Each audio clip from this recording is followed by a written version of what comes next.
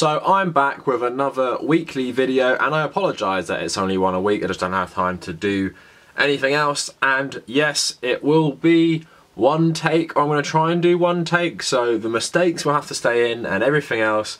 Some people did say it wasn't so bad last week, but I didn't feel it was up to my usual standards. Of course, what I was saying was fine, but it's just, you know, the manner in which I say it and how it's presented. But let's get into the topic of the video, and that is how Joe Biden is only relevant because Obama needed him so he could get racists to vote for him. Now that might sound like an inflammatory statement, but if you guys have watched my channel for a while, you know I've made videos about Joe Biden. You know I think that he is racist, and I actually found a really interesting article from 2008 which I'm going to read, and hopefully I will have time to put it on screen, but it's about how racist people did vote for Obama.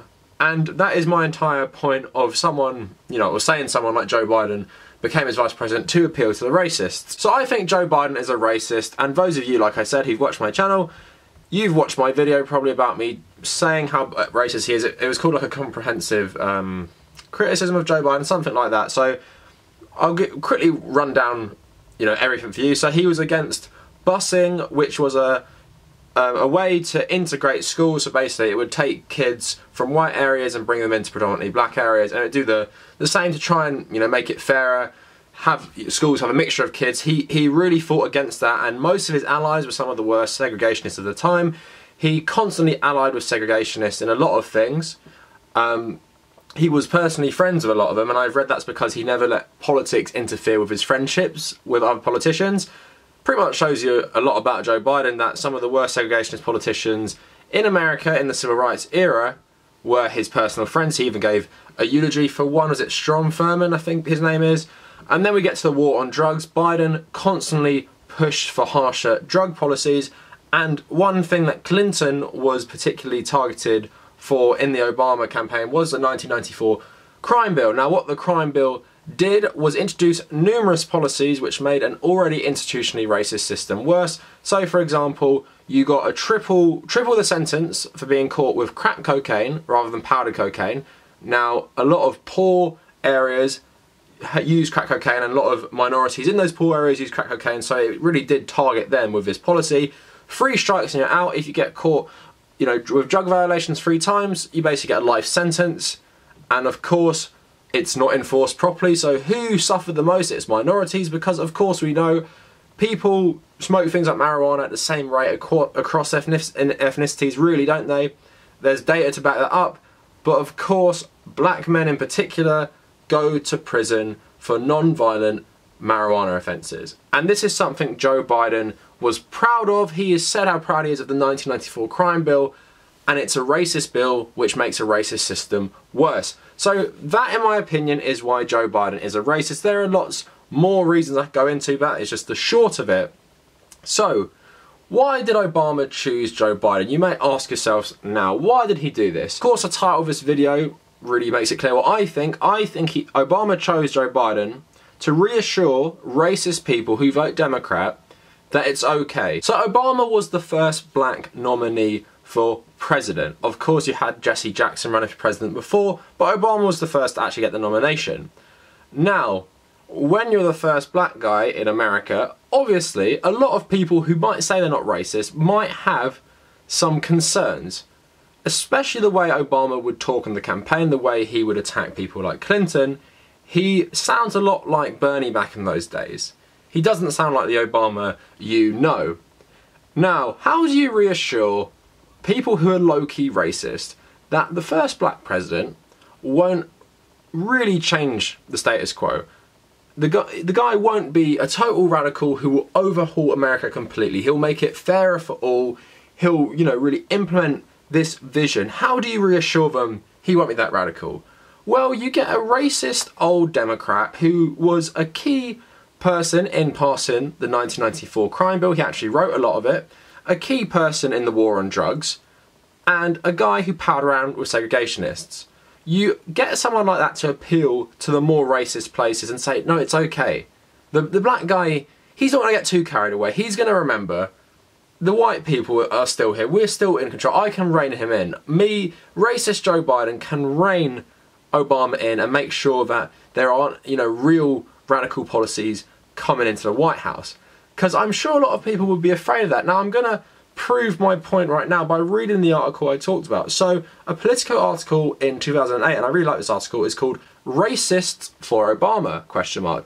and says, "New polling and a trickle of stories from the battleground states suggest that Barack Obama's coalition includes one unlikely group, white voters with a negative view of African Americans.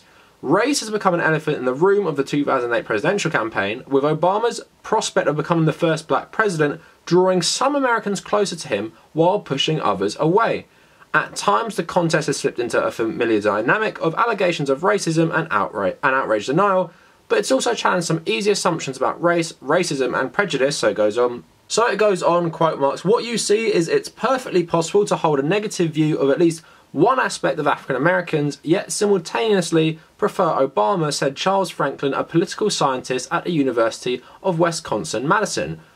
"Racial feelings are not as cut and dried, not as black and white as people often say." And that's something I wholeheartedly agree with. Like I'm saying, Joe Biden is a racist. It doesn't mean he's got a Klan robe in his closet. It doesn't mean he says the N-word all the time. It doesn't mean he isn't outwardly racist. But, in my opinion, someone can be racist without being that way, and I've made videos about this. So it goes on, "Franklin explored those contradictions in a large national survey taken in mid-September when the Illinois Democrat senator's rival John McCain led in many polls and the nation's economic woes had not yet produced a deep crisis. The poll asked voters whether they agreed with the statement that African Americans often use race as an excuse to justify wrongdoing. About a fifth of white voters said they strongly agreed, yet among those who agreed, 23% said they'd support Obama. The result is reasonable if you believe that race is not as monolithic an effect as we might easily assume," Franklin said, noting that 22% of those who strongly disagreed said they'd be supporting McCain.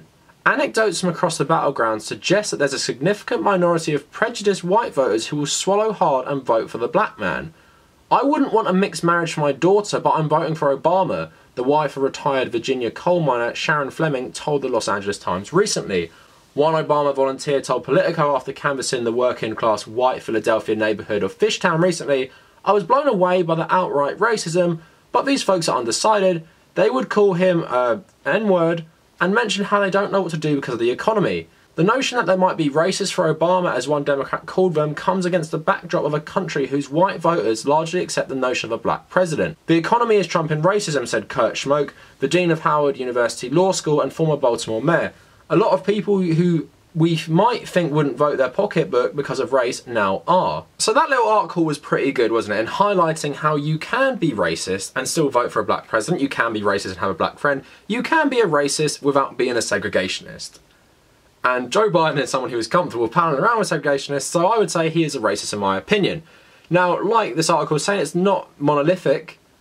And, the article and those quotes go to show that a lot of these people didn't like Obama because he was black, but the economy is so bad, I'm going to vote for someone who might pursue policies that will benefit me. So what will sweeten the deal? What will make it that much easier to vote for someone in a minority that I don't like?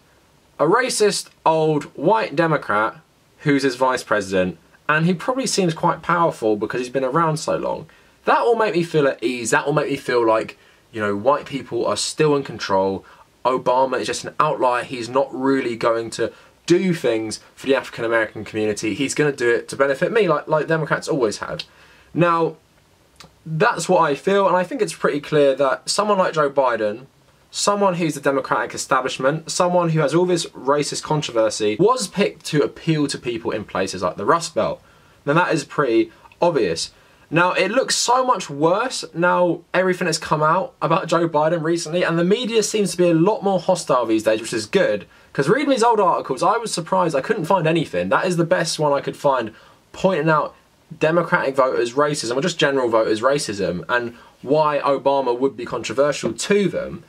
Now, I also want to say, Obama was in a bit of a hard situation in the end. I'm not going to say that Joe Biden was successful in controlling Obama, but he was put in a hard place by being the first non-white president. So the scrutiny was, oh, he's just going to be a president for African Americans. So Obama went pretty much the other way, and tried to be as apolitical on issues as race as he could. People in Fox News say he brought up race all the time, but he could have done it a lot better. He did some good things, and he did bring up his personal experience as a black man, you know, occasionally, but he really didn't do it as much. And you'd think that having a black president for 8 years, someone who's not from a rich family, who has experienced racism, who's from, you know, a single mother, you think someone like that could maybe change America. But I guess it shows how racist America are, that the pushback to Obama is pretty much the most openly racist president you've had in 80 years. But this is just an interesting topic, and Joe Biden likes to use his service as vice president as proof that he isn't a racist because he was vice president to a black guy. How can he be a racist? But like that article said, you know, monolithic views of race don't really exist. Joe Biden might like Obama enough, he might even like black people enough. But when you pursue policies that hurt black communities and hurt minority communities so much, tripled the prison population in America. Now, who stands to lose the most from this unfair prison system and legal system? It's of course people of colour, it's minorities, because as we know, it is a racist system, it disproportionately affects them, and Joe Biden created that. Joe Biden pushed for it, Joe Biden is proud for it, and like I've been saying in the whole video, one of the main reasons Obama picked him was to really make it easy for racists to vote for him, and it's not hard because lots of Americans are racist, so you need this white guy, you need this racist white guy to sweeten the deal, and you need him for them to bite their tongue and be like, okay, I'll do it. Because if Obama picked a black vice president, if he picked Jesse Jackson as vice president, if he picked a black woman as vice president, come on, you know what's happening. You know his chances of winning get even slimmer, and you know why he picked Joe Biden. Appeal to the racists for me. Okay, that is it. Let me know what you guys think in the comments. If you want to find me on social media, follow me at The Cavernacle on Twitter and Instagram. Follow me at u/TommyCahill1995 on Reddit. If you want to check out my Patreon, that is in the description. If you want to check out my WordPress. And thanks to my patrons for your continued support. I'm really, really grateful and can't believe you give me money for this stuff. Sorry I haven't been uploading as much. It is annoying, but it's just, you know, hard days these days. Have to get up 10 to 6, leave the house by 6:30, and I get home at like 7:30. So it's hard to get videos out, but I hope you enjoyed this one, and hopefully I get a couple more out in the coming weeks. And if you made it this far, thank you for watching.